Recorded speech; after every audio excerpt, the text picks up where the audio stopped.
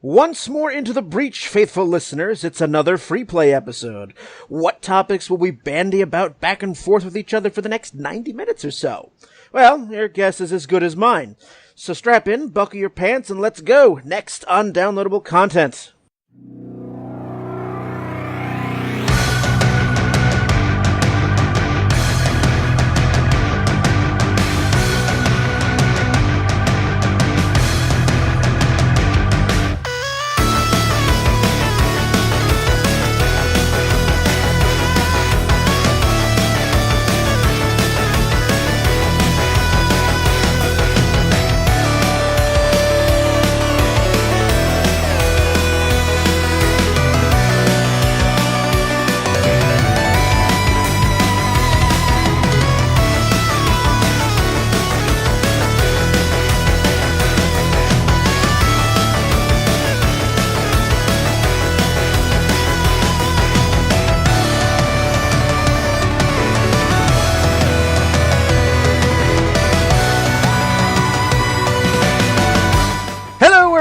Welcome to Downloadable Content. I am Brian, and with me we have a Ron. Hi! We have Orion. Hello. And for her third episode, I'd like to welcome back Dejah. Hi!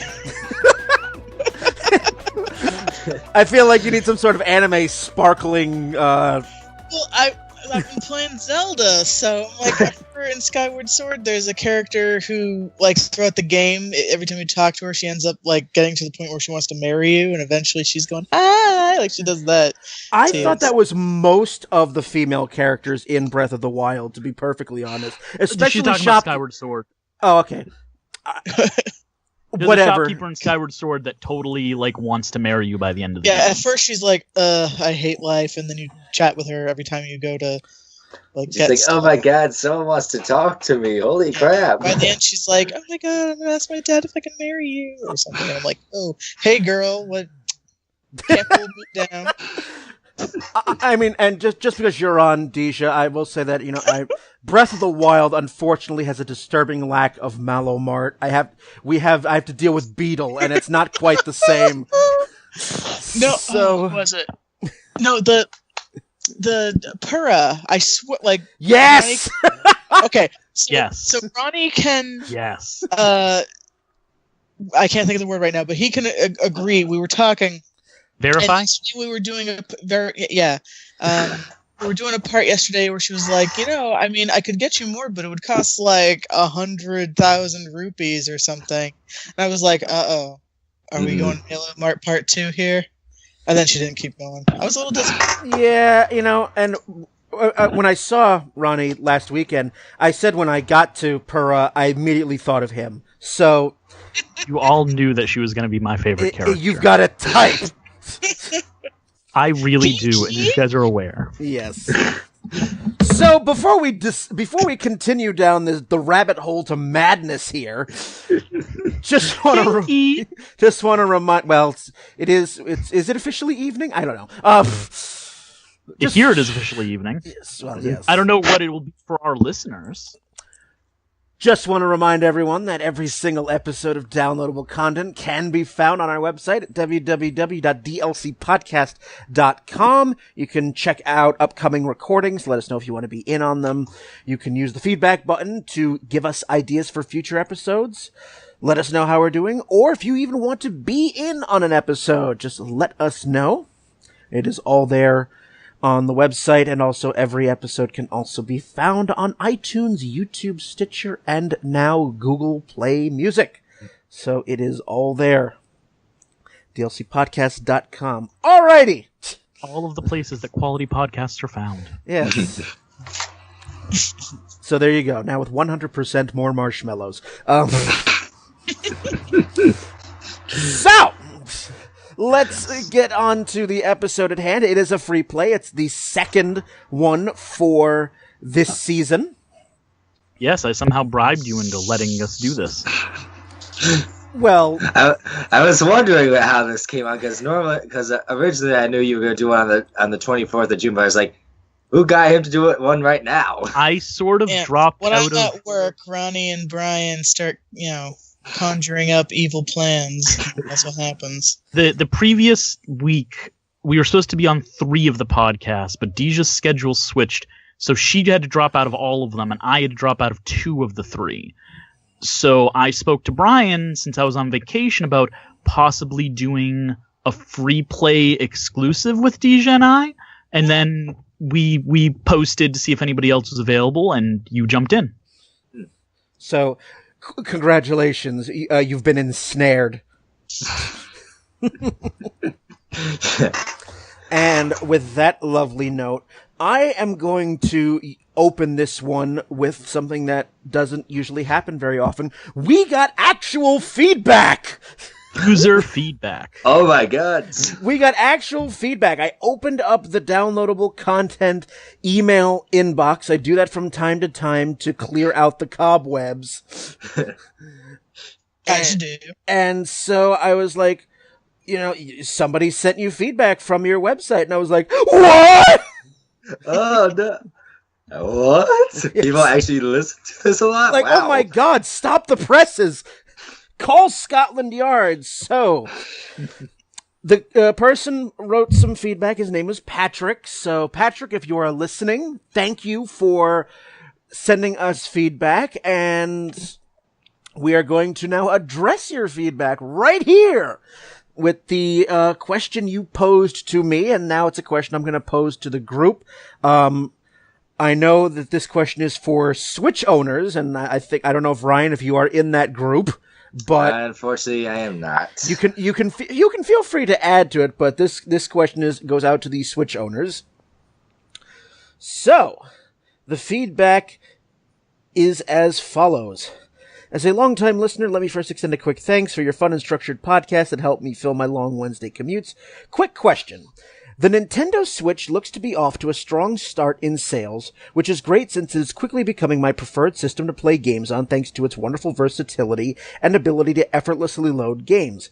This strong start will hopefully also lead to more third-party support that will be essential to the system's continued growth. With that in mind, what are your most wanted third-party titles for the Nintendo Switch, be it remakes, ports, or new games?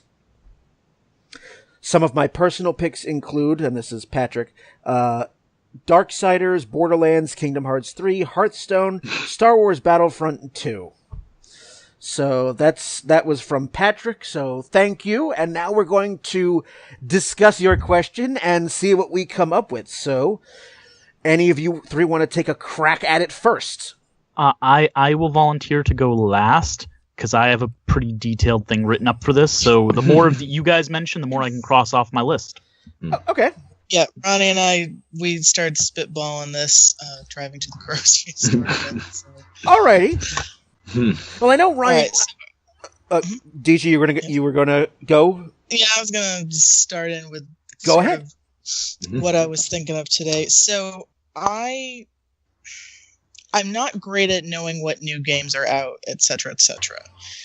I mean, we have a handful of systems, but I only have so much time to play, so I generally go with stuff like Zelda or a new Final Fantasy or something like that are sort of those old standards that I know, the next in the series I'm going to play this.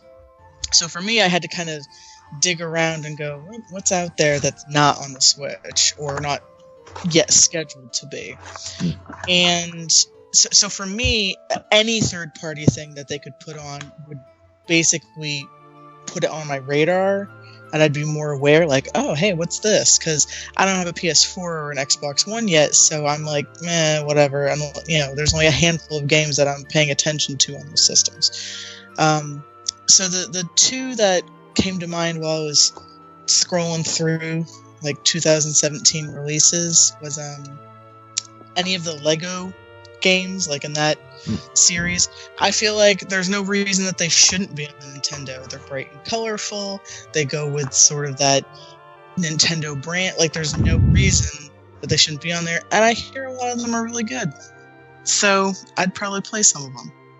And the other ones that are literally on every console, or every I should say current console except the Switch, are all of the Telltale games.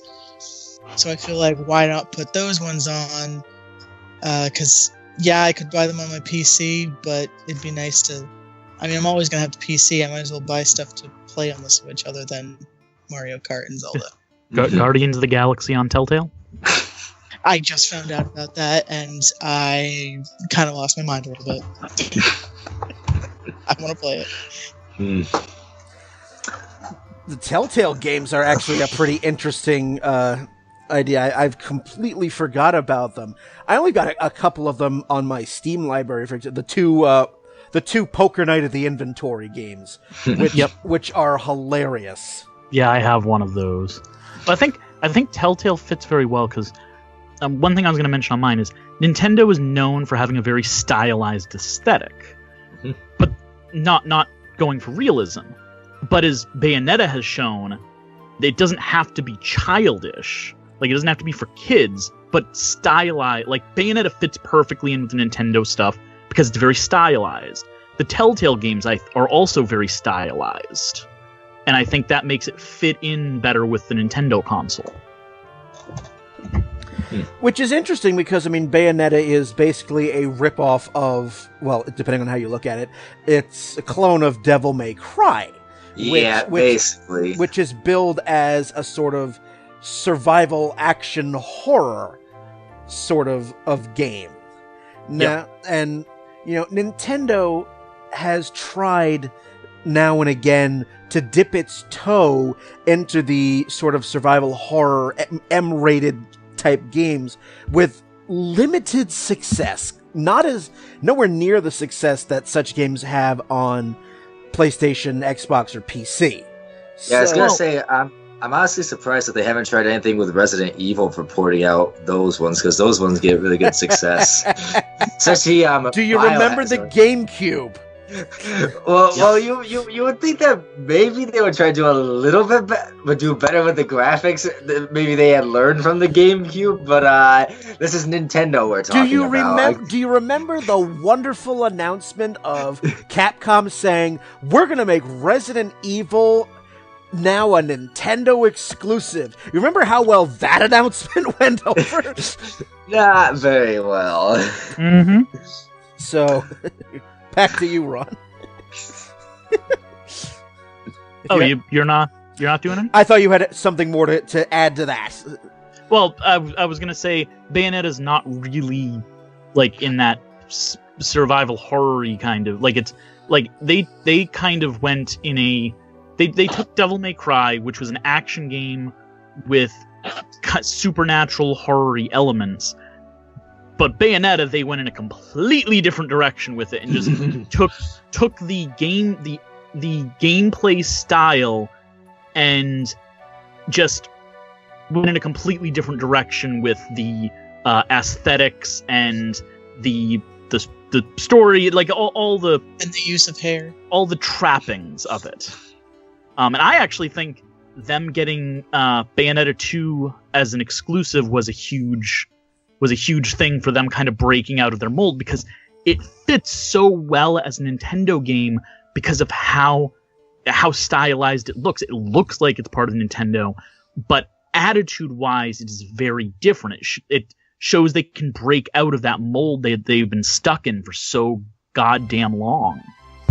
One game I'll actually mention it now because we're talking about it. One game on my list was, I would like to see Bayonetta, the original, on the Switch remastered.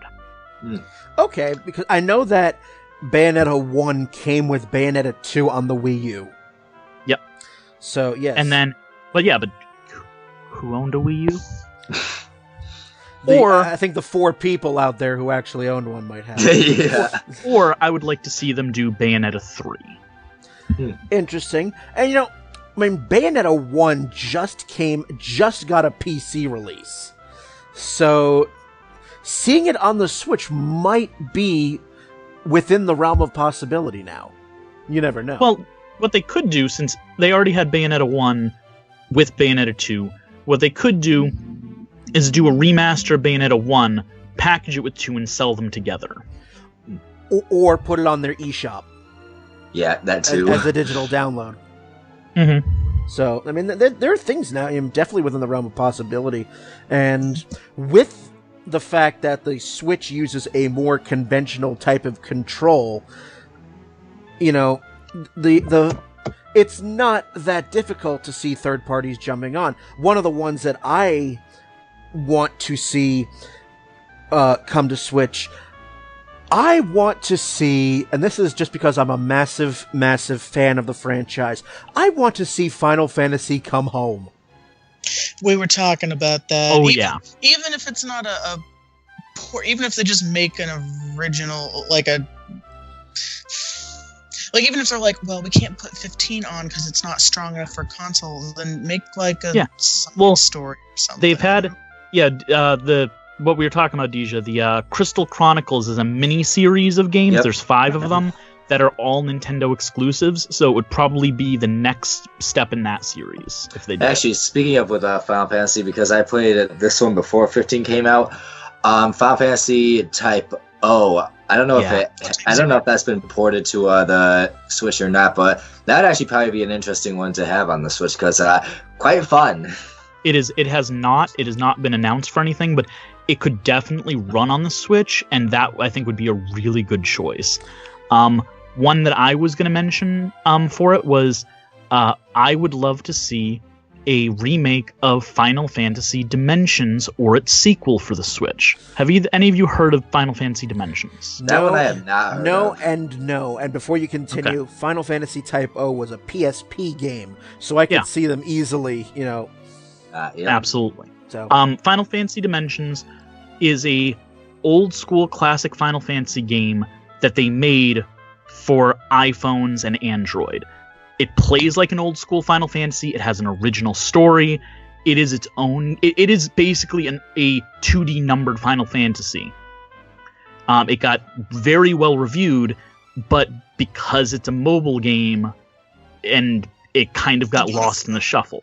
Not know about it, kind of thing. Yeah, it could use a graphics lift. It has kind of that stylized graphics like the updated Final Fantasy 5 and 6 have that nobody likes. So I would love to see it getting a remake, possibly a 3D remake like they did with Final Fantasies 4 and 3. But even if it was just a regular one, just give it old school graphics and throw it on the Switch. I would love to see it. They could package the two of them together and get two of the better unknown Final Fantasies some love. Yeah, I mean that's just after Final Fantasy VI, Square abandoned them for Sony, and it's just like I want to see the series come home. I think we all do. There was one of the Final Fantasies. I played it so much now I can't freaking remember the name. It was for the PSP, and it was basically having all the characters from like all the Final Fantasies made, and you could just fight with them like melee style, almost like how Smash Bros and stuff. I cannot remember the name of Energies. Oh, Air Guys. Oh yeah, those that ones. That was a fighting game, but then it also had Tifa, Cloud, and Sephiroth. But it wasn't. It should have been all the Final Fantasy characters. That could have been fun. It was Square going, look, we're doing a fighting game. You should buy it because you can have Cloud and Sephiroth fight each other, which is really what all people are going to be playing it for. Yeah, pretty much. Merchandising it. While we're talking about Final Fantasies coming. One thing I'd love to see, because it would require no effort. Okay, so the Switch is a console that becomes a mobile. You can play it on your TV, you can play it with you. One thing I'm going to bring up is I would like to see ports from the 3DS and DS come over. Specifically, great for me. I would love to see Final Fantasy 4 and 3 3D remakes that they did on the DS get ported to the Switch. It would take very, very little effort on their part, and I think it would be I think a lot of people would pick them up. People would love to be able to play these on their actual TVs. As well as I'll That's throw me. another one there. I mean, you've got all. Think of the possibilities. You've got all the Pokemon games. You've got Bravely Default. you Yep. know. That Bravely Default is we'll bring that up because it's on my list. I think Bravely Default is the best RPG they have put out in years, and I think I would love to see a console sequel to Bravely Default. I would like to see a Bravely Default 3 for the Switch. It would still be mobile. People could still bring it around, so it wouldn't be betraying what Bravely Default was already trying to do, but it would give people the option to be able to see this beautiful game on their TV. Agreed. So, sort of going off of that, I'm going to delve into what would we like to see, but realistically, we know is not ever going to happen. But, Half-Life 3. No. Well, so Half-Life one 3 that we're confirmed. talking about was, how about The World Ends With You from 2008, 2009? Great original RPG title for the DS. No sequel ever. Well, I guess they had a mobile. They did it. They did a port. They did a port for mobile that had a unique ending to it, an extra scene at the very end. But other than that, it was the same game. It was hugely popular. That's And because they it was a lot like Kingdom Hearts, if you ask me. with it.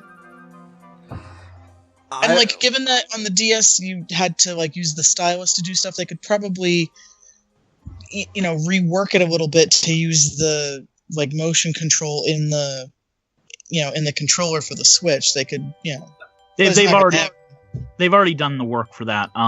They already on the Android and iPhone they already got rid of the double screens, so they wouldn't even have to deal with that anymore.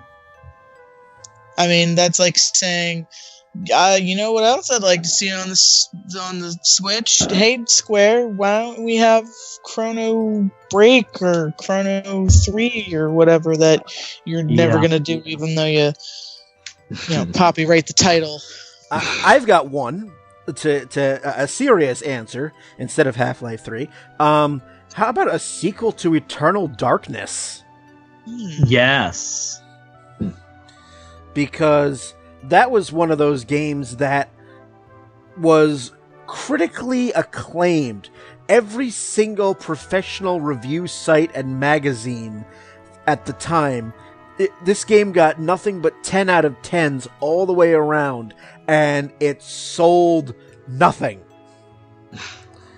It sold That's why we'll never see it again. It sold less than 20,000 copies, and yet Nintendo still holds the patent and renewed the patent on the sanity meter for that game. Which tells me that they have an idea still cooking, they're just not doing anything with it yet. Especially if they want to buck the trend that they're just for kids. That would definitely be a game that would fit that mold. Because to me, Eternal Darkness is one of the greatest games ever made. It's certainly one of my favorite games of all time. And it's just guys, this is a love letter to H.P. Lovecraft and Poe. Do you know how big those universes are?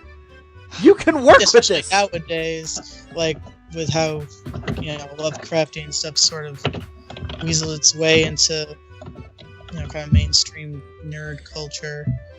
They could probably put it out now and be like, look, it's Lovecraftian, you're going to want to play it. It's got your favorite tentacle deity in it. Hey, sanity meters. Yeah. My favorite deity and yours, Cthulhu! Guest hosting from the White House. He'd be a better president. But anyway, back to video games. back to the topic at hand. All right. Any more on Patrick's question? Yes, I have my whole list. Go on. Yes. I'll add in one thing. Some of these JRPGs that are on, actually one of the ones that I've gotten into, the Tales series. Yes, I was talking about that earlier. Tales of Zestiria. Probably very, very fun game. I think the Tales series has the perfect look for it to be on Nintendo. It really does. It really does. Like, it feels like a Nintendo RPG. Yeah, I have for the PS4, and I'm feeling like this does not feel like it should be with Sony. It feels like more of a Nintendo thing. Yeah. Well, that's how I feel about Ni no Kuni. It's a Sony exclusive. Yep. I'm like, look at these cute characters belong on a Nintendo. Here's the funny part. It's not an exclusive because they're being paid to make it an exclusive. It is an exclusive because Nintendo didn't have a strong enough system, and the company despises Microsoft. Oh. They will not publish for Microsoft under any circumstances. So now that there's a sneaky exclusive. Yeah, so now that the Switch exists, we could get a Ni no Kuni on it. They have actually asked the president of the company, and they said there's no plans to bring Ni no Kuni 2 on it. It's too far in development, but that they are absolutely open to making or bringing a Ni no Kuni to the Switch. Hey, Nice. I would love that. I would love. It's got Nintendo written all over it. It really does. It really does. So here's what I got. So I think that what Nintendo needs going outside of their first-party titles is 3 things. They need to pick up some of the strong third-party titles that people are aware of already. They need to pick up series that were strongly associated with Nintendo in the past, and they need to get a strong indie presence. And they've already done some of these things already. I'll start with indie. I think now all 3 companies are trying to get indie support. Nintendo's already doing very well with getting The Binding of Isaac into big box stores. Like, we're selling The Binding of Isaac Afterbirth at Walmart. Which I never thought I would see that in a neither did I. And I think it's awesome. And I think that's great. It's if they can, because they're a mobile, and there's never been an easy way for indie games to get onto mobiles. They couldn't do the DSs. If they can get indies to get behind the Switch, the indies now will be able to make for a mobile device, for a non-phone, for a handheld. If they can push to help get indie games, the big explosive indie games, the ones that have already proven themselves, that they can help get those into big box stores, that's going to be a huge thing that Nintendo can do to get indies together. And the last one is, and I think Nintendo would be the best company out of them to do this, is honestly, it would be way less exclusive. If you're going to do paid exclusives, do a paid exclusive to get a PC indie game onto just the Switch and none of the other consoles. It'd be way less expensive. You could probably do 10 of those for the cost of one AAA exclusive. And if you're choosing strong titles that appeal to your customers, that would do a huge amount for them. Things I would love to see, Rocket League, I think is a shoe-in. Like, I think they would be stupid to not get Rocket League. I know I've seen Rocket League for PS4 because I've seen that around, but yeah. So it should be very interesting to have. It would be an exclusive, but you can at least get it on the Switch. Yeah. Ori and the Blind Forest, I think aesthetically fits Nintendo perfectly. Like, it feels like it was from Nintendo. Axiom Verge is literally Metroid. Like, you can't get much more Nintendo than basically being a reskinned Nintendo game. You mean it's called not Metroid? Not Metroid. Just like not Mega Man is Mighty Number 9. Exactly. Yeah, we'll get there. That's related to what I'm going to be bringing up on my thing. Right. But Undertale, I think Undertale fits so well with Nintendo.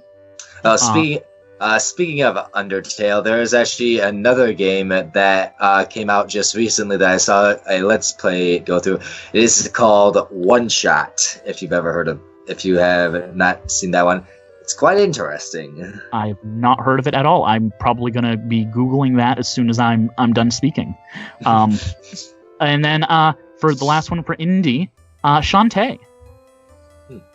Yeah. It started on Nintendo. Like it is a Nintendo game. It's associated with Nintendo, but now it's moved to indie and it's on the computer. And you want to know what? I think it's time we bring Shantae home. They could probably do another. I mean, just sort of it popped into my head after you mentioned Shantae, and I know you would love this, Ronnie. If they did another Nights into Dreams game. Did they have on the Wii that did pretty well? Yes, they did. It did come out, and actually, it did well enough, well enough to do another one. And I would love that so much. I'm so in love with those games. I think it would actually be interesting if they decided to bring out Battle Block Theater onto the Switch. That would be something. That would be something interesting to see on there. Actually, I think that would fit very well. Anybody have anything else they want to say about the indie one before I move on? Yeah, I was just gonna say, as a general idea, any indies that they can get on there, because like since Nintendo, as a brand is generally known sort of as a family console. Now that doesn't mean that there aren't families that have PlayStations and Xbox, etc. But if they can get indie games that might put these games in the hands of people who may not have ever seen them because they don't know about Steam or whatever, then that's just better exposure, and hopefully, they can make fans of people. Absolutely. And end up on, other consoles or whatever. I mean, there's tons of classic indie games I'm using classic for indie games, but to bring over, I mean, you have Cave Story, you have Fez, you have Braid, you have Super Meat Boy. Super Meat Boy, yeah. Cave Story is getting a Switch release. Yes, that one I knew, and it's why it wasn't on. But I'm just saying, like, these are the kinds of things where, like, there's years worth of indie games that are still solid titles that could totally, like,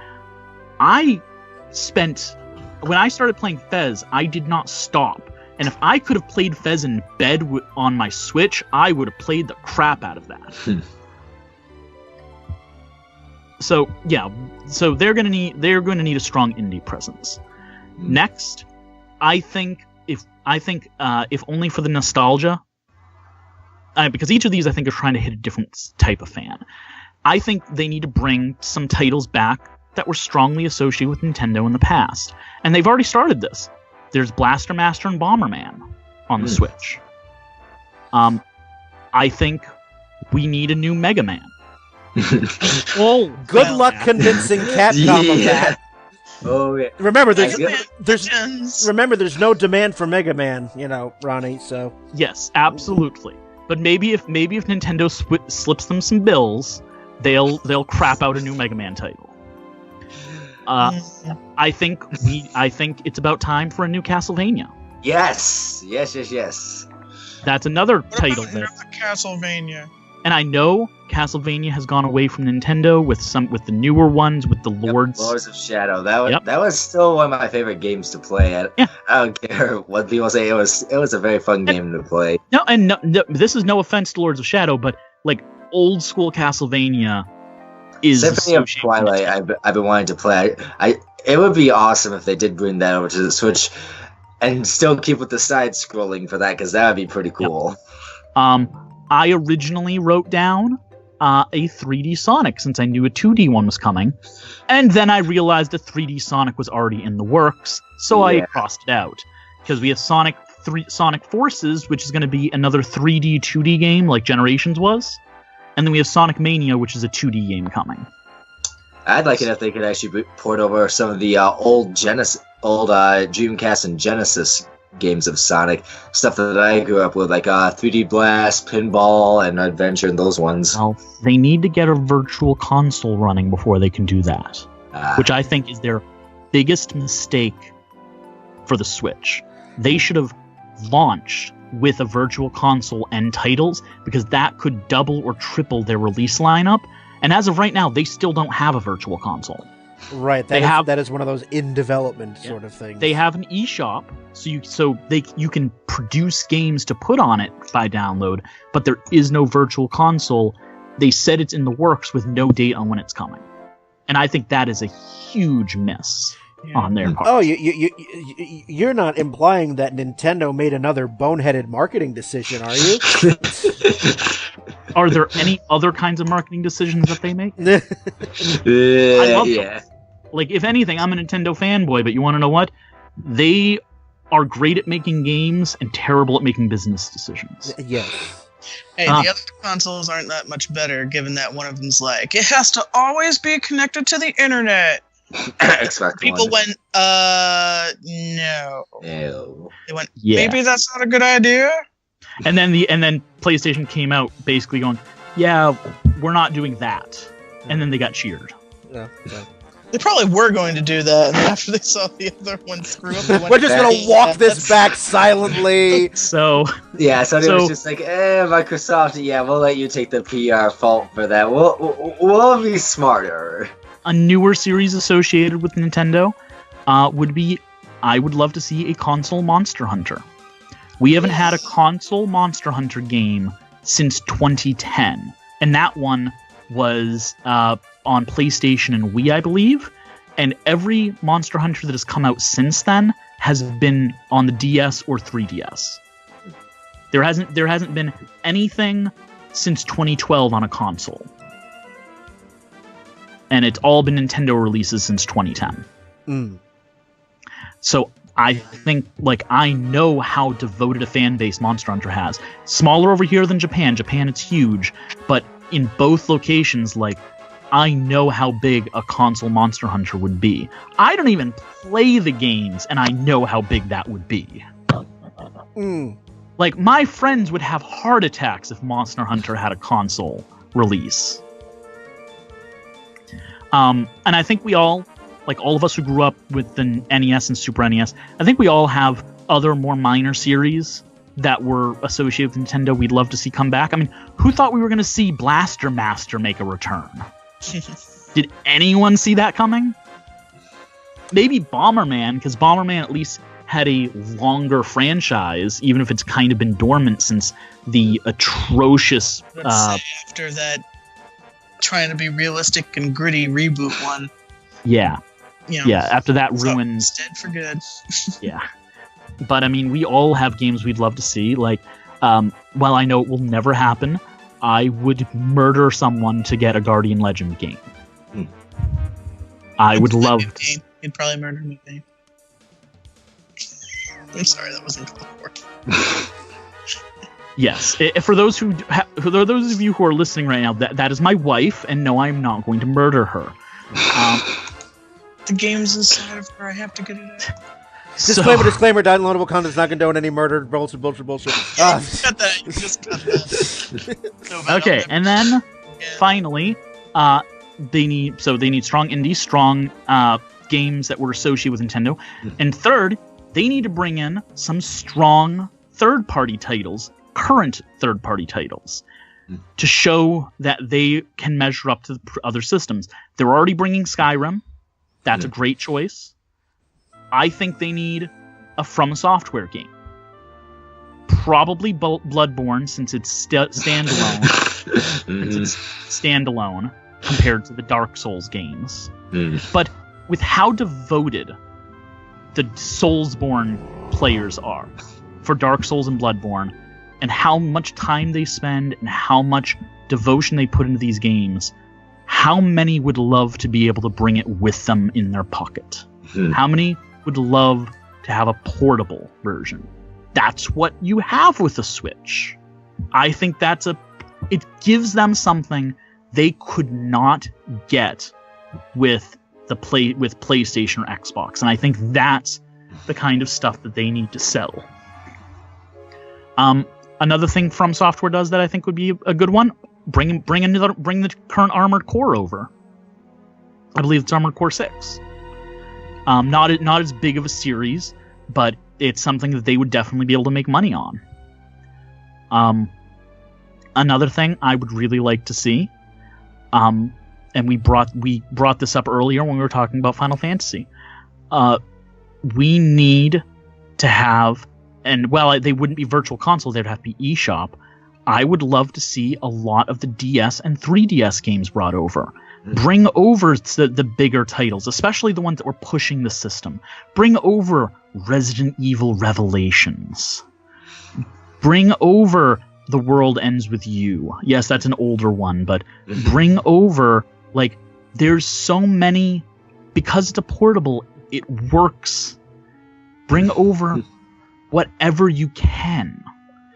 You can get a new market with this that you haven't gotten before. Just like I think you need to sell console gamers on being able to bring the games they love with them, I think you need to be able to sell the handheld gamers with being able to play their favorite games on a giant ass TV.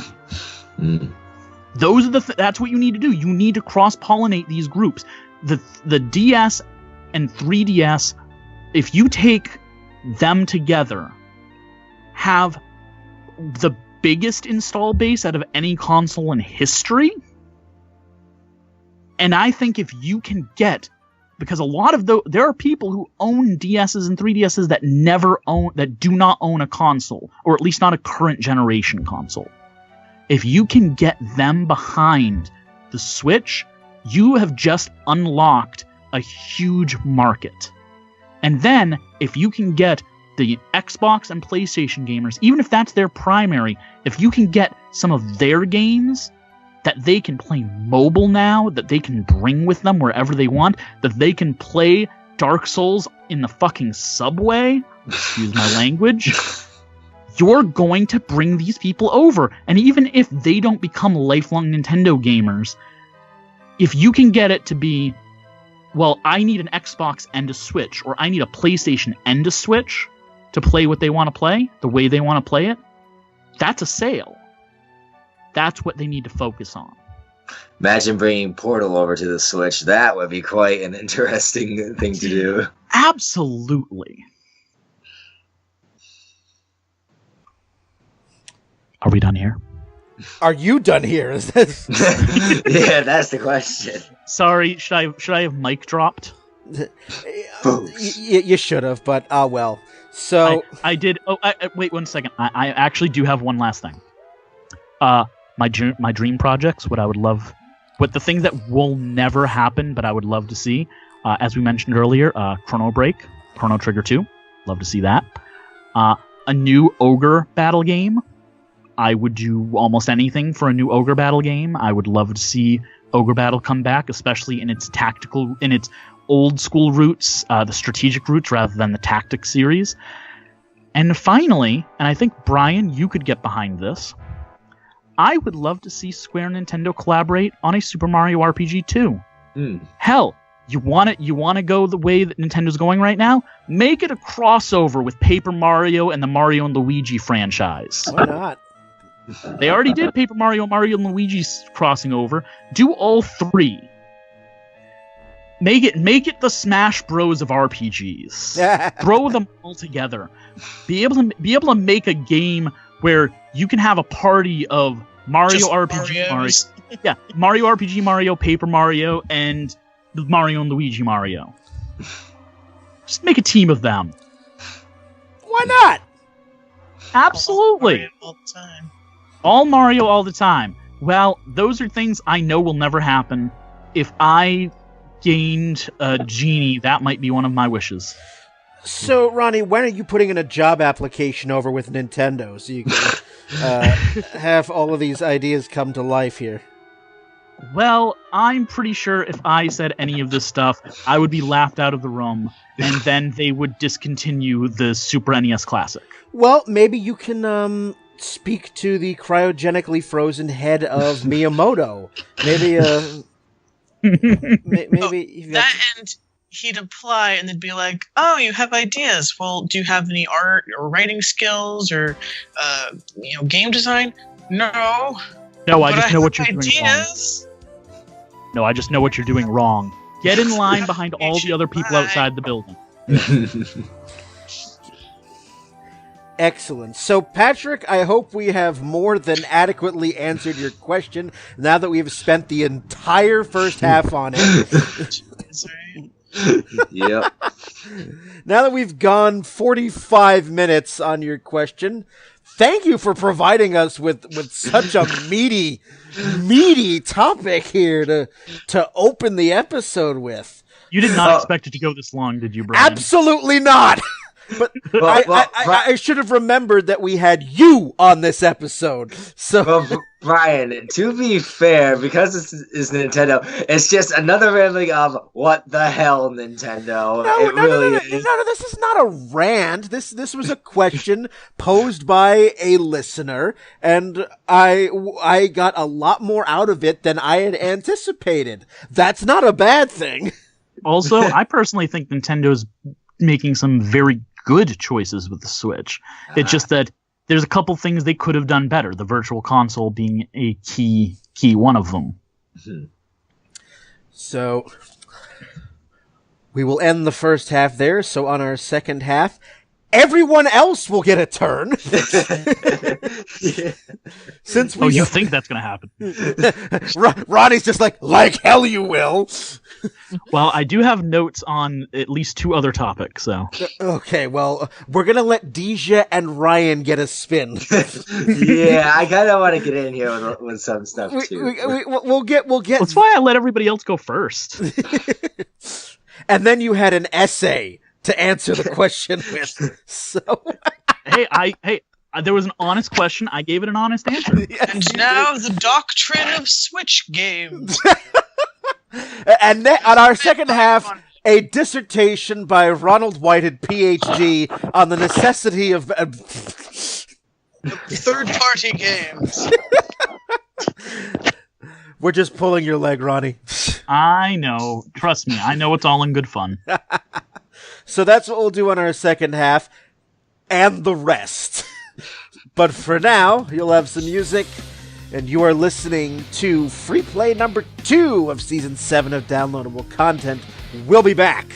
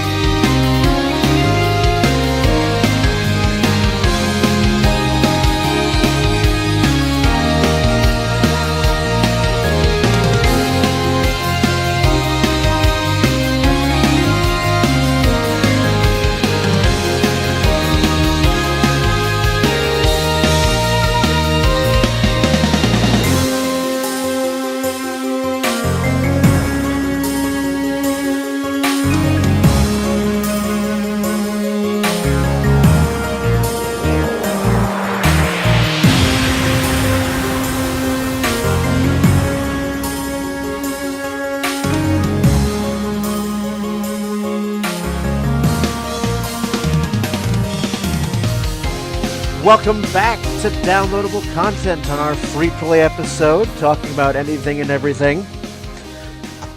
We spent the first half talking, answering Patrick's question about games we would like to see on the Switch, and now we're going to move on to other topics that I have no idea. I have no idea what's coming, and so I'm going to start the second half with Ryan. Alright, so one series that I've been playing through, and you might have heard of the whole series in general, the game is called Nier Automata. It's action role-playing, and it's actually part of an even bigger series that began back in the late 90s called Drakengard. So Drakengard in itself, for many people who probably don't know what it is, Drakengard, it's like a action role-playing, very much a hack and slash kind of game, and I think in some of the newer games you also get to have like this like little thing around that also shoots like beams or lasers and stuff like that, whatever you put the setting to. And the interesting thing that I personally like about the Drakengard series is that there are multiple endings and multiple storylines to go on through for this one. So what happens first is that you get through like you do your first playthrough of the game basically, and you get to an ending, and some people at that point are like, "What? That's it? That's all you're doing?" And then you find out, oh no, you just played through one ending. There are more endings to get through. So then you do a whole nother playthrough, and you get to another ending, playing a different character. Yep. Yeah. Just to make that clear for the people who didn't know. And then, especially in the case of Nier Automata, once you get through to the second ending, then you go on to a completely different part of the game, because there's like, to me, seems like there are two different halves. The first half just like the two characters are 9S and 2B that you start off with, and then once you get onto the second half, you actually find out a little bit more of what's going on in the world. If I know, because I have not actually played the game yet, but from what I understand, you start off playing the first the two characters you just mentioned. You play one, and then you get to play through the same basically section of the game, but from the other character's perspective, which gives you a little bit of a different perspective on what's going on. But then when you get to the third playthrough, that's when you basically play somebody who is completely off in the completely another section and just unlocks a whole nother section that you didn't even know existed. That pretty accurate? Yeah, pretty accurate for that one. And for Nier Automata, what you're actually doing for it is the whole premise is around you play as what are called Yora units, and those are the like androids that are 9S and 2B are part of. They're supposedly fighting against an invading alien machine life form to preserve mankind, and then they find out, something is going on weird. Something was not told to us about this, and it gets pretty interesting and in depth about what actually happened with it, and there's a few interesting scenes of where things sanity kind of snaps for one of the characters, and you actually play as a completely different character on the third go around from one of them. So it's the same mechanics, but it's a different backstory, and you get to find out like what actually happened with it. So it was quite interesting. Nier Automata is actually the sequel to the original Nier game that came back out in 2010 for the PS3, and it's got some similar concepts, but it's also at the same time quite different of what you're doing for it. And again, this is all a whole part of a series called Drakengard. I have personally been trying to get through Drakengard 3, but there are certain parts of it that annoy the living crap out of me, and then I haven't even gotten to the ending, and I'm not gonna even bother because I heard what the final battle is, and I'm just like, no thank you, I do not want to throw my controller in frustration if I end up dying from that. One thing I will bring up from a storyline perspective, from what I understand, now Drakengard, through all three of its games, as well as Nier and Nier Automata, are one story. Like, they are in the same world. But that story is about as consistent as making all of the Final Fantasies exist in one world. Like, it reads, because I read when Nier Automata came up and it was a big deal, and I did a bunch of looking into it because it sounded interesting to me. And from what I gather, when I was a kid, I made all of the Final Fantasies that were out up to that point fit in one world using insane moon logic, which is basically what Drakengard is, except it's official. Yep. And the interesting part, Drakengard 3 is actually the prequel to Drakengard 1. So it's a weird convoluted story with it, but it's still quite a fun hack and slash game to play. I mean, Nier Automata is supposed to be crazy good, and it's something I would like to look into picking up someday. But it is really good. I have basically been told that it's basically Android magical girls. Pretty much. Yeah. Also, the fact that they named the character 2B, that is trying to figure out what it means to be human. Mm-hmm. Yep. To be or not to be? Really? You mean like Data? Do you mean like Data and lore? Yeah. All right, now I gotta ask. How do they spell 2B? Is it the letter 2, the number 2 and the letter B, or is it like TOOBY or something? 2B, like the number and the letter, like Yep. the serial number. Yep. Because they're Android. So they didn't try to cute it up in any way. They just went straight for it. Oh yeah, by a long shot. So it was what 2B and 9S are is that they're actually part of a series of androids. Like they're different models. There's an operator model unit, then there's also other your model units. The interesting thing about the gameplay that I like, and it's because it's a throwback to the original Nier, is that, they've added a new thing, but in the original Nier, what they actually did was it was pretty much an open landscape for that. It's almost a typical RPG, except it was a lot like melee fighting, and you could also use you had a Grimoire Weiss is what it was called. Yeah, Grimoire Weiss is what it was called. That allowed you to perform these different kinds of spells that were like seriously powerful. Nier Automata kind of took that away on you, because you have what are called pods that actually like fire Gatling guns, they can fire missiles, and they can do like different other things to attack. So not as cool as what the spells allowed you to do, but still pretty interesting. And then the boss fights themselves can be a little bit of a pain in the ass, but I enjoy trying to get through them. This is a game that I actually really do want to play. It's on my Steam wish list, and it's like, $. Yeah, Absolutely. Just to prove that I have no game radar, I've never heard of this. I'm just nodding behind my computer. Yeah, just smile and nod like, yes, game. Yeah, well, the reason why you probably haven't heard of it very much is because the original one, Nier, did not do as well with sales as people had wanted to do. The story was really good, but I guess apparently marketing wasn't so great for it. Nier Automata, on the other hand, that got some really good marketing for it.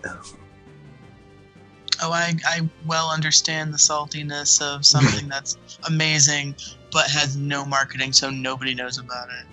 Oddworld, are you talking about Oddworld? No, I'm talking about Monster. Urasawa's Monster. But that's anime. That's for another podcast. And a little funny thing I read into with for the final battle for Drakengard 3, which is, if you ever heard of them, it's what's called a rhythm-based attack, which I've heard those are annoying as hell. Dejah, the side story anime podcast for this is called Torrentable Content. I've heard that apparently with that rhythm fighting that you gotta do. Apparently it was Square Enix's way to troll people because they were bitching so much about the Final Fantasy series, and apparently what Square Enix was doing, they're like, really, you gotta stop going out with these Final Fantasy series. And then they're like, oh, hey, here's a Drakengard, it looks really good. And then they troll you with it. It's just like, and this is what you people get for bitching about us doing Final Fantasy. You jerks! Well, Square Enix was the publisher, but they were not the developer. Which means they shouldn't have had anything to do with the creation of that system. They're just the ones who put it out to the public. True. Maybe the developer said to them, "Oh, we're working on this as a system." And they went, "Yes, keep that. They'll love it." Oh, to be in the boardroom. Oh, yes. It's kind of funny because it was published by Square Enix. It was published by Square Enix, but it was originally concepted to be a rival to Dragon Quest and Final Fantasy before Squaresoft became its publisher. Yep, I had heard of that. Oh, that's before. nice. Which might be why it didn't get as much marketing as it possibly Come could on, have. Square. Come on, Yes, step up your game here. That's just a guess. I'm not trying to demonize Square. Fine, I Yes. will. Go for it. I'm usually good for a rant or 5. No, Kingdom Hearts 3 will come out when I'm 907, is what the... Oh, God, yep. Yeah, if you ever want to do an episode that's just complaining about, or praising and then complaining about Kingdom Hearts, we have a friend who would totally, like, just him. He'd go for Just 3 2 hours of expletives. The FCC will come after me. Yes, praising the Kingdom Hearts and all the goddamn in between tasks. It's just like, seriously, if you're just trying to freaking milk this, just hurry your ass up and get Kingdom Hearts 3 done already. Oh. Well. Yep. Any more on that, Ryan, before we press on? Yep, I think I'm good for that one. You're good for a minute? Alright. Yep. Alright, good. Dej, let's go to you. Okay, so one thing I always wanted to chat about on one of these, but haven't been able to, is I just want to talk about PlayStation 1 games, because that was my first console. So, like, whenever you do your anniversaries and stuff, a lot of the time they tend to be stuff that was on, like, early Nintendo or early Sega, and I was 12 years old when we got our first console, and it was a PS1, and I had that for a long time, and then my dad got an Xbox when it first came out. So PS1's like... That was a long time ago. An underrated PS1. That was a long time ago. We had things called records. Laserdisc Really? games. No, it was more like VHSs. Cassette tapes? Because records are considered hip now, but VHSs are still, like, used as air hockey, big air hockey pucks or something. All right, what do you got? So I wanted to talk about, because, like, we always talk about the Final Fantasies, 7 and 8 and 9 and what have you. And, a lot of other series that have continued along the PlayStations today.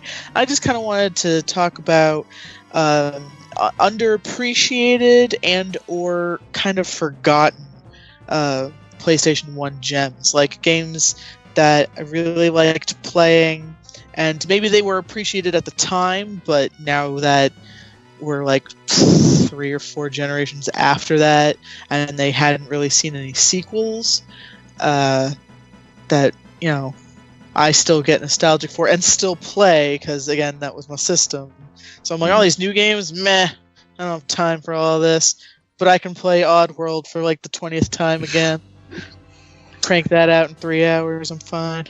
Yep, I can remember very well with the PS1 and my brother playing one of the good Mega Mans that was on the PS1 back then.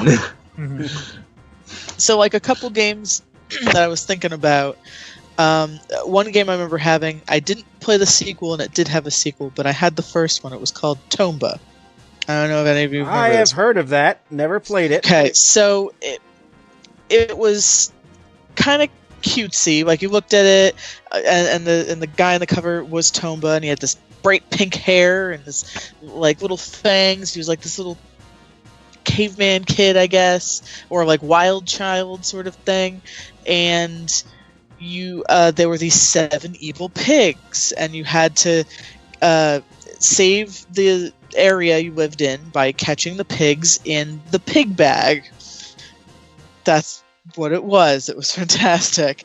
And so it was like kind of a platformer, kind of a adventure game, and you would jump on things and bite them and then fling them away.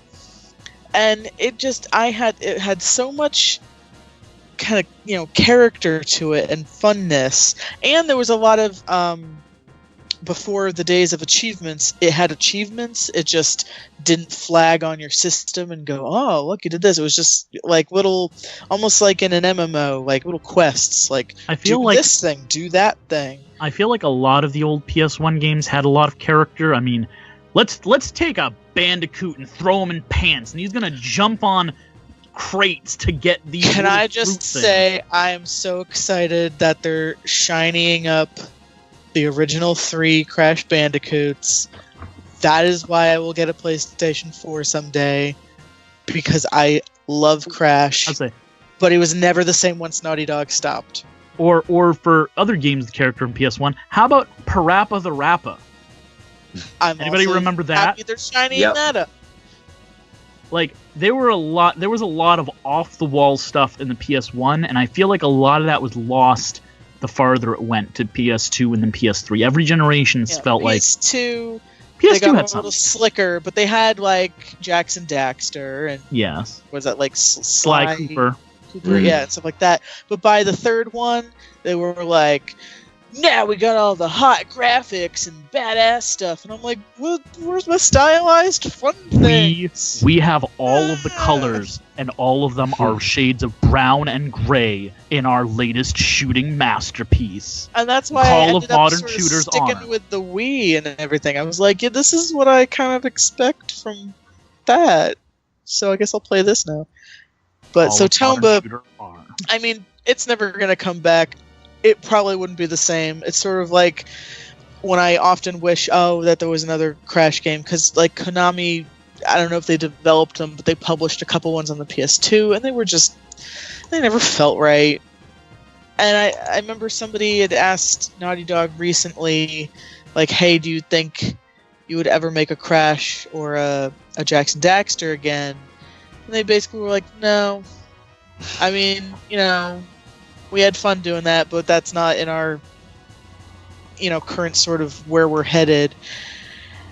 And they've been, like, the Uncharted games and The Last of Us, they've been doing, like, I'm just glad that they're still making stuff, even if it's not the stylized, cartoony, fun characters that I love, because they're great storytellers no matter what, but it did break my heart a little bit. So I guess I'm just gonna have to go play Crash Bandicoot Warped again for the umpteenth time. And you know, there's absolutely nothing wrong with that. There's some PS1 games that I still will play from time to time because I still love them that much. You know, probably one of the most underrated RPGs of all time on the PS1, The Legend of Dragoon.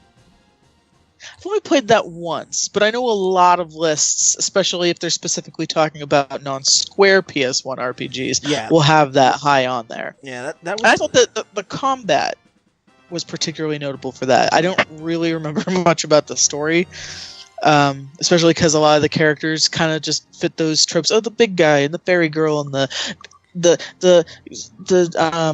moe moe healer girl and the badass chick with the sword, and like, you know, they all felt those tropes. Yeah, and the runny archetype. It's you know, the main guy who's kind of the most boring character, and somebody dies in it. No, like, you know, but the fact that, like, instead of a limit break, it's, oh wait, I'm gonna get in my dragon form and F you up. Like, that was fun. And yeah, you've got up to 5.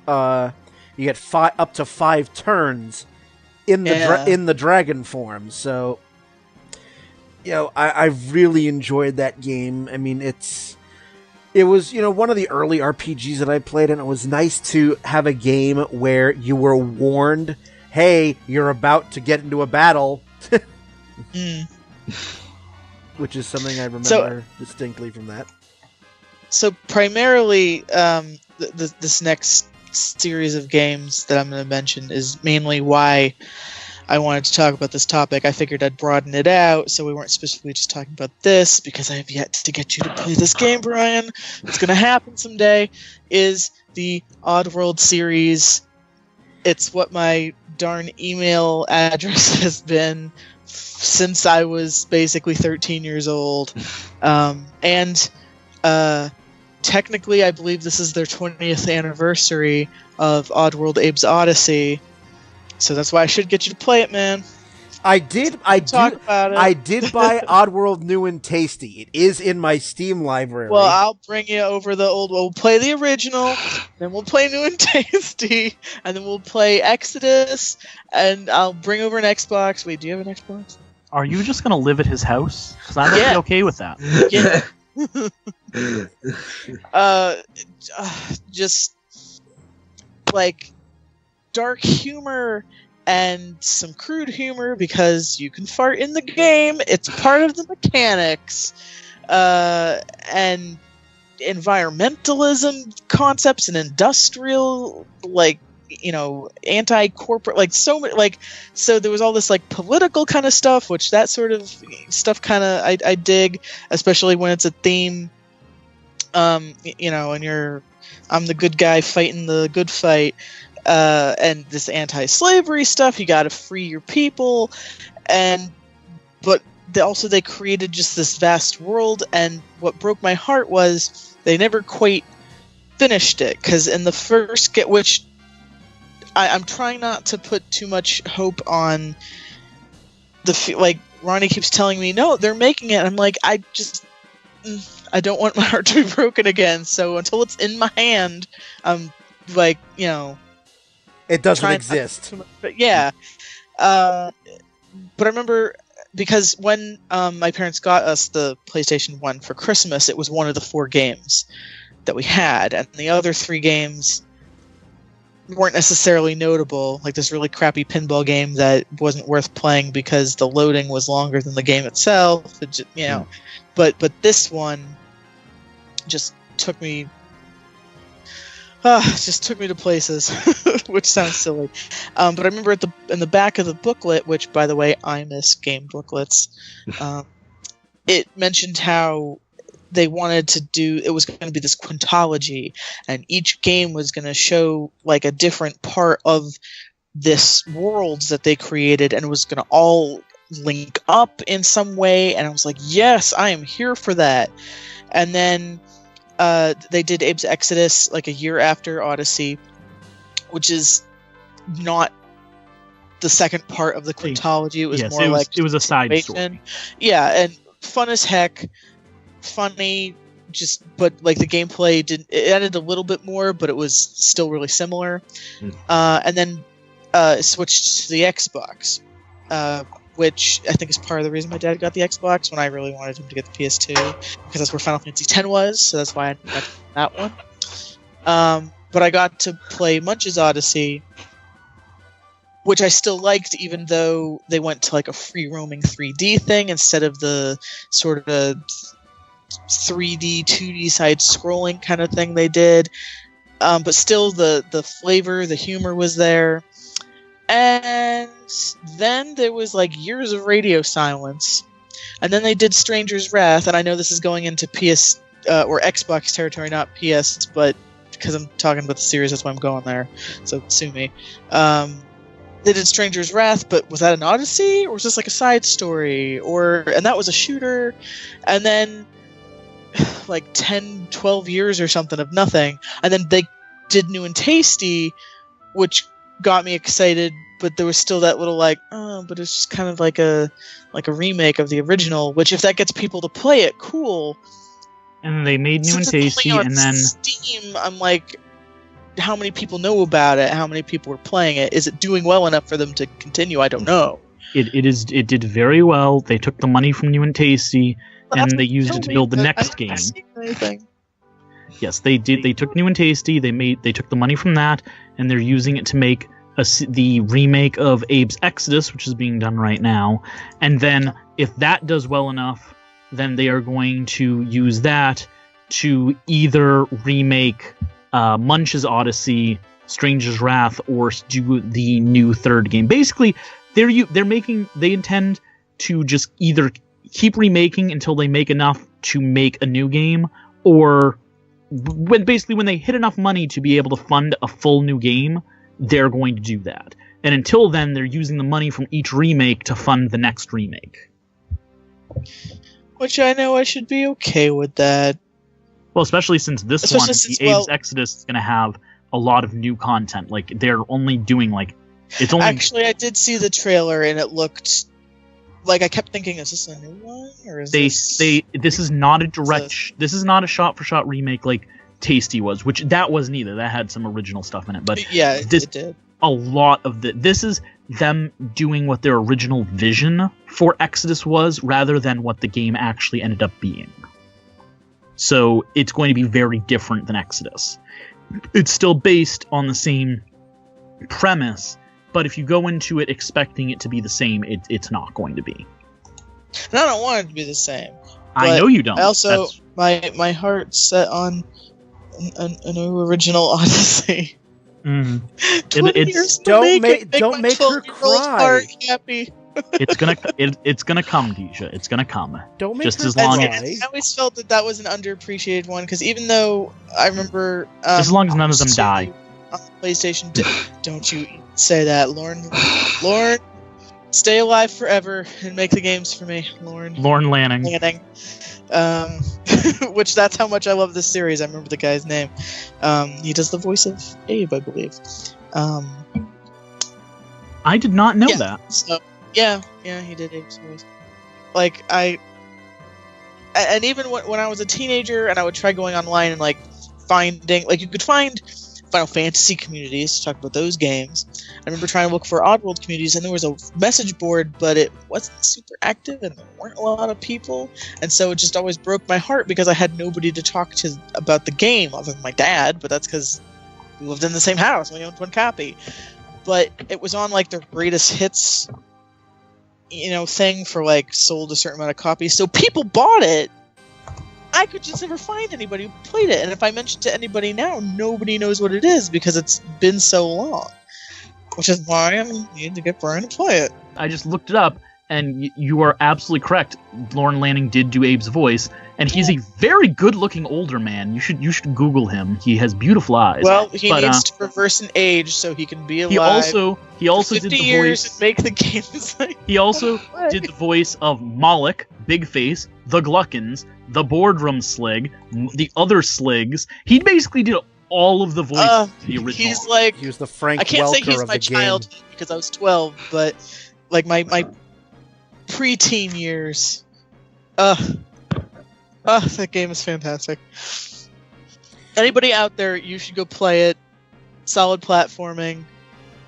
Kind of has that, if you like Super Meat Boy, I'm not saying it's like Super Meat Boy, but what I'm comparing it to is, like in Super Meat Boy, you can die super easily, and then you just start back where you were before. Like, that's basically what happened in Oddworld. At least the first two. In Munch, they changed it a bit where you had birds, so you sort of had a health bar, but you step on a bomb, you're dead. You get shot by a slig, you're dead. Your body turns into birds, and then you reincarnate. Because technically you're already dead. Whole thing with the plot, There's that game so good. I gotta play. Yeah, he was also Stranger, and he was Munch, and it looks like he did all the voices in every one of these games, like all of them. Holy crap! If this guy dies, like they're not going to be able to do the games without him because he's like the voice actor, he's the director, he's the creator. He probably did all the music. Kura from Breath of the Wild's technology and age in reverse. Do you really want him to be like 6 years old? So that he can keep... Seriously, okay. Games. I'm going to add one more underrated PS1 game to your list. Sorry that was a big old rant on one game. That's all right. I got a bunch, Dad. It's been pent up inside me for so long. That's okay. Well, Ronnie, keep in mind we only have another 20 minutes, so Dino Crisis. Oh yeah. The first one, and maybe the first two, because they do a third one. They did, and it killed the franchise because Capcom took what was great about Dino Crisis 1 and 2 and then shat all over it. They made Dino Crisis 3 for the original Xbox, and it died a horrible, twitching death. Who thought that dinosaurs Dino in Crisis space? In space? Yeah, Dino Crisis in space. I'm like, yeah. that just dinosaurs in space. Yeah, no, sorry. I've watched somebody play that. I watched Derek Alexander, the Happy Video Game Nerd, did That's a stream some of of it. your life you will never get back. That I watched how miserable they were playing that game. It was amazing. Kind of like Resident Evil Gun Survivor. But, No, that was glorious. That is so bad it's good. the Manos of video A games. series with 2 solid games that the third game ruined it forever. Parasite Eve. Yeah. Oh, yeah! Solid, excellent, original, action-y RPG, the PlayStation, pretty good sequel, ruined it with the third one. Which granted, yeah. PS1. Really, guys? Really? Arguably the Iowa second one was was awesome. idiot. And then But it wasn't a dumpster fire like the third. Yeah, 1 was amazing, 2 was okay, 3, I bought it, played the opening 5 minutes, and never touched it again. What, you don't like destructible clothing, Brian? You don't... You You know, there's eye candy, and then there's blatant sexism. take one of the strongest female characters they'd introduced, and then reduce her to a blithering sex symbol. I mean, to a point, she was always a sex symbol, but she was the sex symbol who'd go, "Are you kidding me? I got a gun. I'm going to shoot you in the face if you come after me." Like I As said. opposed to, "Oh my bra." Okay, she was a sex symbol in the first one, but she had control of her sexuality. It was an Yeah. empowerment thing. Like I said, Meanwhile- there's eye candy, and then there's blatant sexism. Yeah. So, okay, so I will make mine really short, Ryan, since you said we only have like 20 minutes left, and I like to talk. So, if any of you guys have anything to say about any of the ones I'm about to list off, please cut me off at any point, because I'm just going to list through them really fast with the names and why I wanted to put them on the list. Okay? Have fun. Yep, Okay. go for it. Okay, so I'm going to start off with Vagrant Story, if any of you guys have heard of that. It was part of the Evil East Alliance for Tactics and Final Fantasy XII before the Alliance actually existed. It is little known to exist in the same world as those games. It is a much smaller, more personal story than them, and it is one of the most underrated RPGs on the system. Not the most, because I am going to continue, but it definitely deserved way more attention than it got. Anybody else? No? Okay. Next, the Blood Omen Legacy of Kain series. Yep. We This miss you, is- Tony J. This is a series of games which really, nobody remembers it anymore. It was decently sized at the time. It never made gangbuster sales, but it made enough for them to do 8 Soul games Reaver in the sold series. really well. Yeah. Soul Reaver was the biggest. Yeah. The Blood Omen, which was the first game, did not do as well. That was the story of Kain, the enemy in Soul Reaver. But the series continued, and they had a lot of games. An excellent series with a continuing story that had lots of twists and turns, great gameplay. I really enjoyed all of those games, and I really wish they got more attention. And If you great mention the name voice now, acting. all of you guys recognize the name, but when's the last time do you guys think you ever thought about that series? Not in a while. That's the way it is for just about everybody. It's not something anybody thinks about, but I really think it's, once again, that's why it's underrated. A lot of people know about it, but nobody really thinks of it. For another one that got overshadowed by its prequel, we have Jammer Lammy. Who? True. Everybody remember Parappa the Rapper? Yep. She was a lamb with a rock band. Yes. A lot of people do not realize there was a sequel to that. That was even more off the wall than Parappa the Rapper. I never played it, but I remember when it came out. It was part of the reason it did not do as well. First of all, I don't think that the visuals lended itself to it as much. Also, it was a female character in a time when that wasn't as big of a thing, and it wasn't a badass female character with a gun.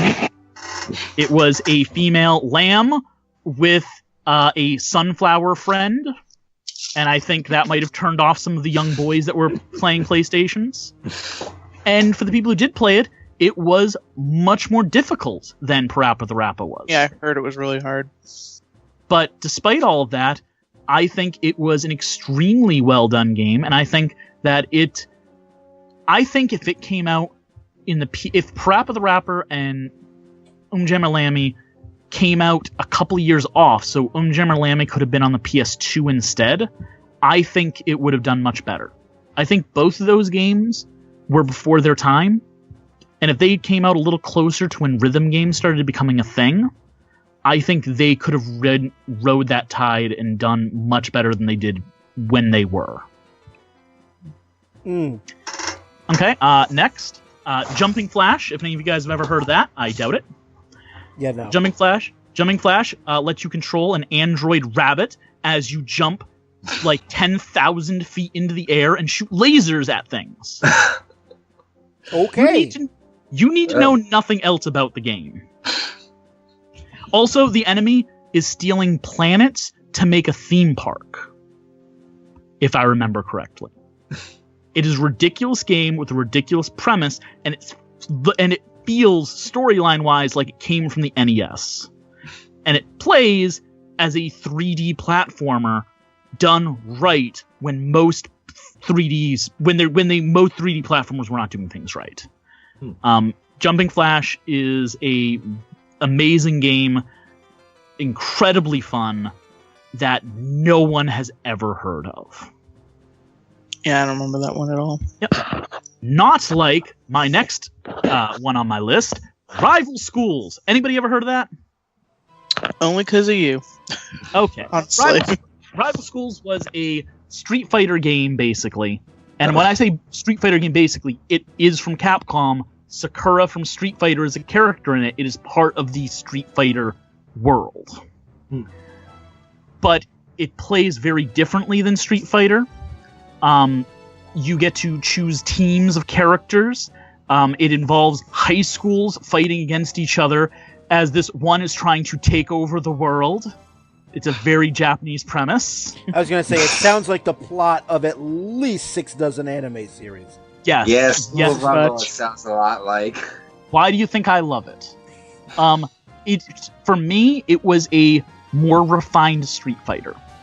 I actually prefer Rival Schools and its characters and how they play to all the Street Fighters of the time, other than maybe Alpha 3. I still think to this day Rival Schools is one of the stronger Street Fighter games.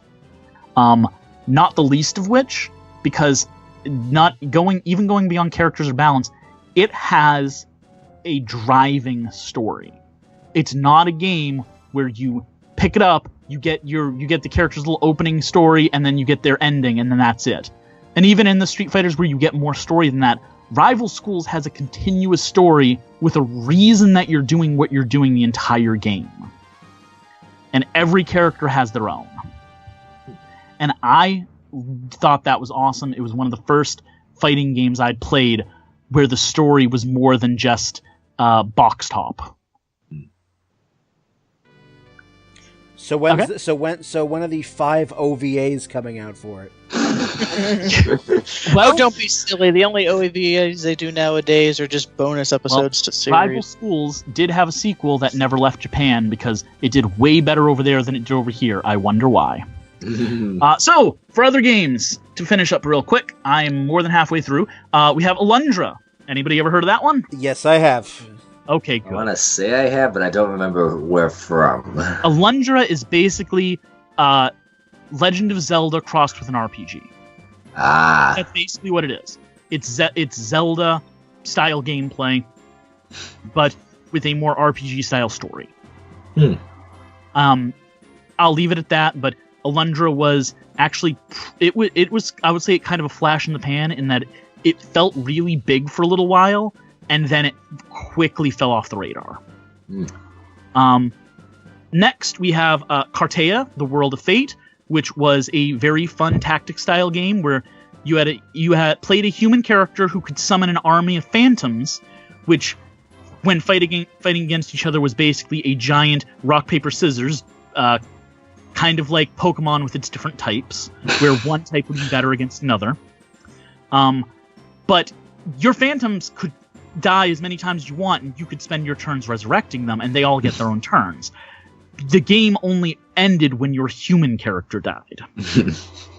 And there was a whole big story going on. It was a deep old school RPG, but it was one that, when people talk about classic tactical games, Final Fantasy Tactics, Tactics Ogre, this is a game that gets left off that list, and it really shouldn't. Cartea was a very strong tactics game, but it came in at the wrong time. Next, here's a game that I did not know about until very recently. So it was so underrated, I didn't know about it. Called Mr. Driller. Anyone familiar with that? 6 OVAs and a hentai. I don't know if I can talk about that anymore. I think you've just said all there is. Wrong kind of drill. Mr. Driller is now on Crunchyroll. Is the son of Dig Dug. Literally. Dig Dug shows up in the game. That's his father. Wow. With less hair. Yes.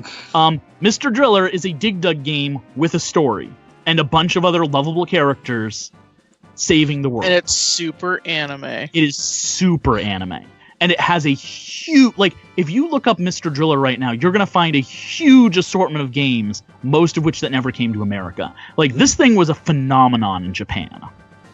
It was a phenomenon enough that when they finally did a Dig Dug reboot, the story of the reboot was that he was tired of being left in his son's shadow. So when they sent a message for Mr. Driller to come save the city, instead of passing the message along to his son, he went off to go and do it, and he screws everything up along the way. That's the premise for the Dig Dug they released. Okay. Almost done. We have Kelowna. Anybody know that one? Yes. Klonoa? I have heard of Klonoa. Yes. Okay. Well, Klonoa is basically just another cute platformer with a mascot-y character that was that had a surprisingly solid story, which was the main thing about it, as opposed to Sonic or the other ones, where Klonoa actually, I would put it more on the level with like the Sly Coopers, the later ones, where they wanted to try to make it consistent and have some cool stuff go on. My last two, Tenchu Stealth Assassins, if any of you guys have ever heard of that. That's a no. Yep, I've heard of that one before. Yep, Tenchu Stealth Assassins was a game where you got to play a stealth assassin and you had to zipline and climb and hide and get through all of these levels to get to your mark who you assassinated. You could kill people along the way, but the less people you kill, the better your rating will be. And ideally, you should get to your mark without anyone ever seeing you. It's basically Metal Gear Solid, the stealth segments, if it was an entire game. It was incredibly fun, had a very strong set of mechanics, and honestly, it's another one that, kind of like Alundra, was kind of a flash in the pan. It was I feel like it was very well known when it first came out, and then rapidly fell off. And finally, my childhood favorite from the system, Saga Frontier. Which I have heard of. Part of the Saga series, which you guys might be familiar with as the Final Fantasy adventure games, if I remember correctly. I think I got that right. It's either Adventure or Legends. I think it was Adventure. But yeah, the Saga Frontier, part of a long-running series. The major draw of Saga Frontier is you have a choice between, I believe, 6 main characters when you start the game. It is Each 6. of them, yep. Each of them starts in a separate section of the world with their own unique story. Some of them are in a section of the world you can never reach with the other characters. And their stories are completely separate from each other. But when you play through one character's storyline, it's an RPG, and you can recruit other people into your party. Some of those are characters you can play as main characters in their own stories. Sometimes you have to go up against people from the previous stories. And all of the storylines are unique into and of themselves, but they're all taking place at the same time in this world. So you might get context from playing one story that lets you understand what's going on in a different one more. Only by playing all of them can you get all of the pieces to put together what's actually happening. It was a revolutionary game for me, but I realize going back and playing it now, and I still love it now. I still love when I played it, but it's definitely got its problems. It definitely has. It's not something I could recommend to anyone unabashedly. Like, I would have to frame certain things when they go into it, because I can see how the game could come off. And he gets this because he had me buy it, and I've tried playing it, and I don't know, I wasn't sucked in immediately to the plot. So, well, yeah, when I bought it, but I tried playing it again like 2 years ago, and it wasn't bad. I just wasn't sucked in immediately, and that's usually my issue. You have to hook me with your characters really quickly. So that's all my underrated PS1 games. You guys are done listening to my voice for the next minute or two. No, they're all very. Yeah, they're all. I remember some of those games. Some of those you rattled off. I'm like, huh? What happened? There's a lot of games on the PlayStation. Oh, that was one of the great things about the PS1 is it's just how massive its library was. I mean, I remember some of the games I used to have, like Nightmare Creatures and Colony Wars. Oh yeah, my dad. And Army Soldiers. I was about to say they had a lot of Army Soldier games. I did not. All the snowboarding and skateboarding games. Yes, cool. Like Cool Borders. And Twisted Metal and. The good times of Twisted Metal. And Bushido Blade. I used to have a lot of fun with that. It was But you sure you didn't play anything else, Ronnie? Like Bishy Bashy Special or anything like that? Or I could just start naming games off now. Do you really want me to? No, because it's your turn. While he was talking, I started remembering other games, and I was like, no, we have to move on. You can always do a part 2 later, because there's a ton of PlayStation 1 games. Yep, we have one more topic, and that one actually will belong to Ronnie, so he will get the last word here. Hopefully I don't, because I hope I can get you guys talking about the topic as well. So, this is something we've discussed in, not at length, but we've brought up in several other episodes. So Brian knows how interested I am in this topic. The Kickstartered games done by the original creators. The not Mega Mans, the not Castlevanias. And I want to talk about, now that we have several out at this point, about their successes and failures. And there's more than people think. Because what's the first one of the Kickstarter games that you guys can think of? For me, I would probably, the first one that pops into my brain would be Shovel Knight. Well, I'm sorry. I'm talking about the ones by the original creators, like those ones, because we all know how good Shovel Knight is. Yes, you mentioned a couple. There's also Project Phoenix. Okay. Yes. I believe the first one done by the original creator, trying to bring something back, was Tim Schafer doing Broken Age. Ah, yes. And yep, that at that point called Double Fine Adventure. And I feel like in these discussions, people forget about that one. They forget about two of them to me. But Broken Age was received very positively and is overall a resounding success. Yep. Then we have the next one that people also forget about, called Pillars of Eternity. Anybody heard of that? Yes, I have. It was Pillars done. of Eternity?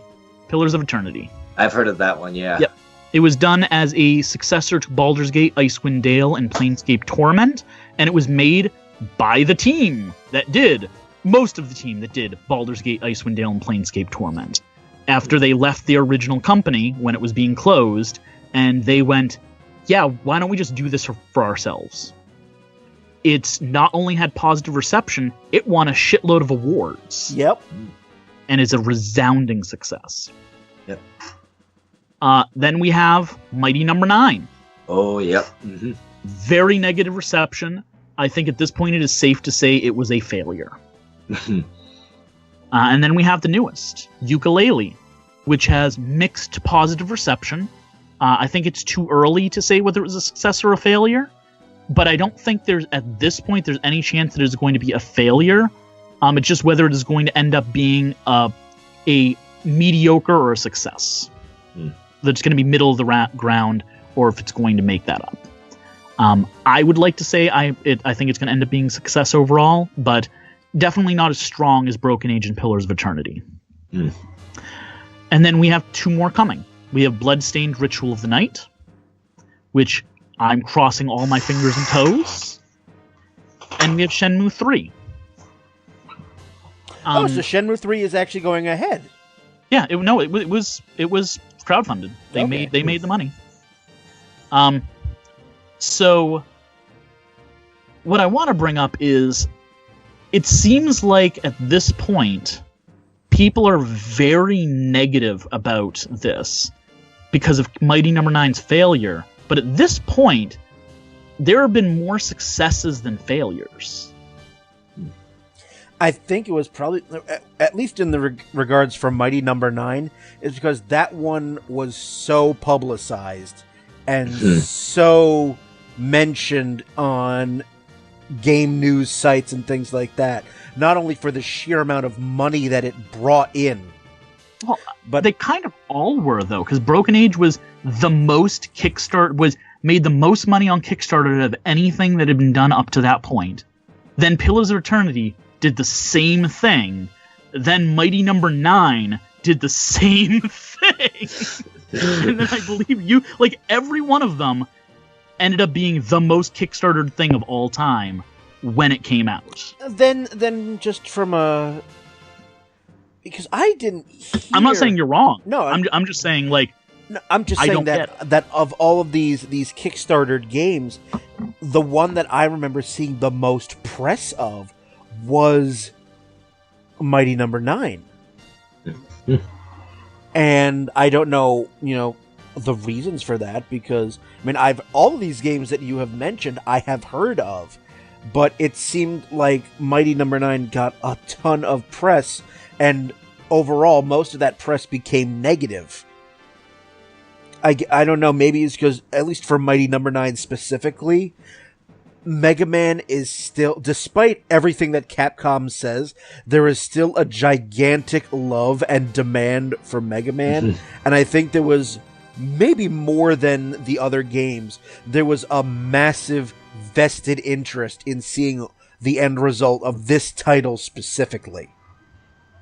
I would agree with that. Also, when I listed ones that are still coming, I did not list Red Ash because I kind of rolled that into Mighty Number 9, but I shouldn't. It is its own game. Right. Or Redash, however you want to do it. Yep. But, I think Kickstarter has been a hugely positive thing for video games. We wouldn't have Shovel Knight if it wasn't for this. We wouldn't have Shantae, Half Genie Hero. We wouldn't have Broken Age or Pillars of Eternity. We wouldn't have Undertale. Undertale is one of my favorite games of all time. I think the positive amount of stuff on... I've had video game Kickstarters that have never been finished before. I have ones I've been disappointed in. I backed Mighty Number 9.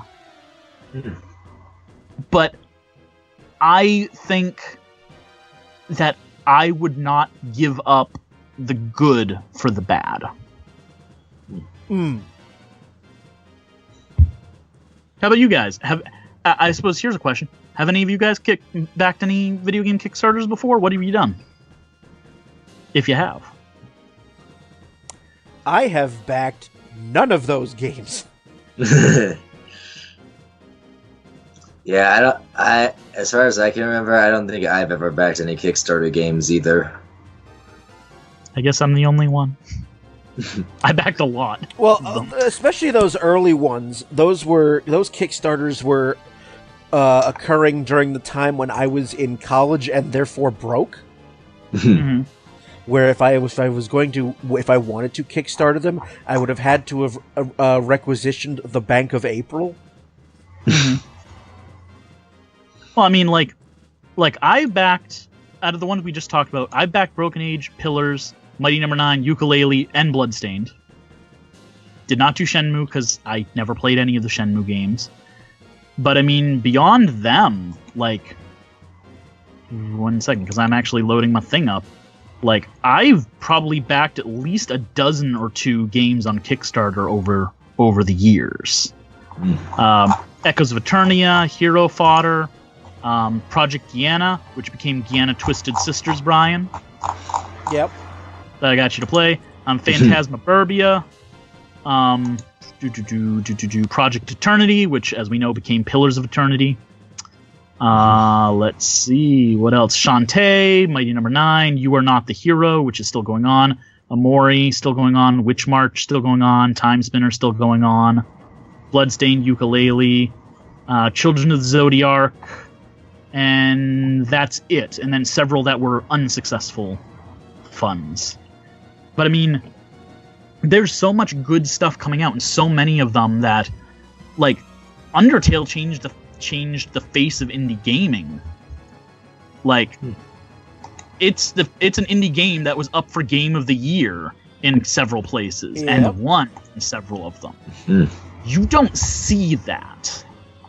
Like, it really changed the way people look at indie games. Absolutely. And we wouldn't have gotten that without Kickstarter.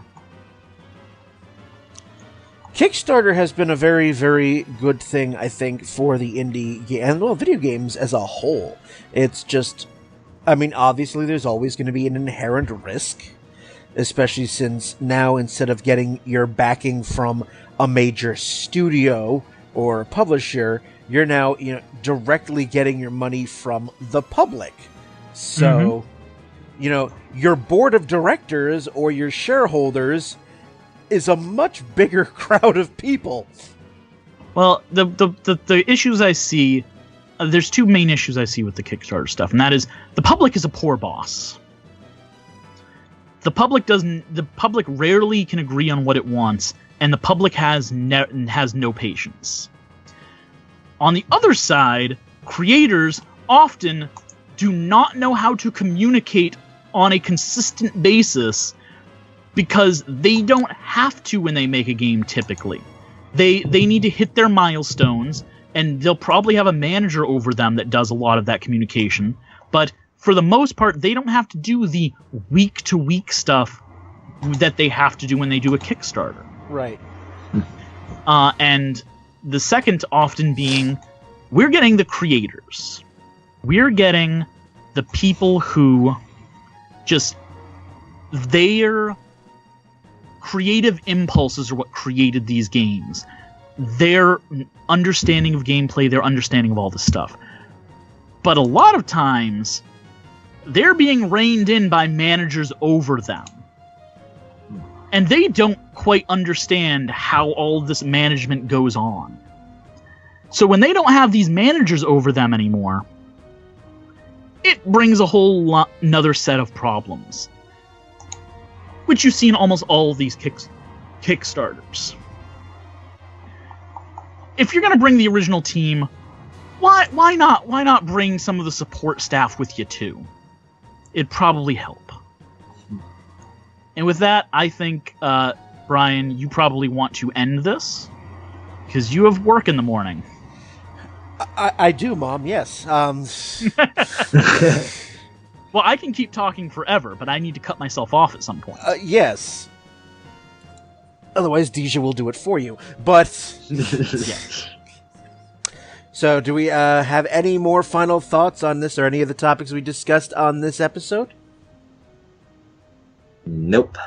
I see. All right. And Dejah's probably passed out asleep. So... I think she's in the bathroom.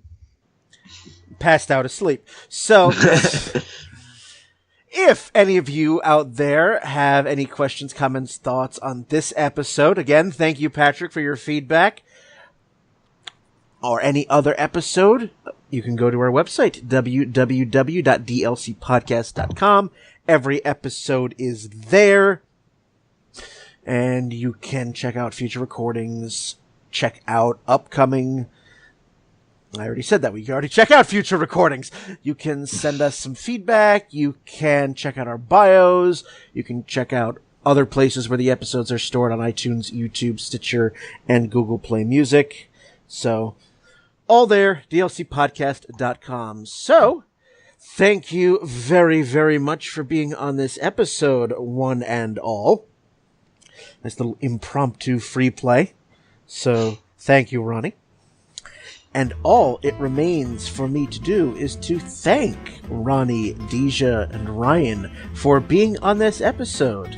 And with that, I am Brian. Have a good one, everybody.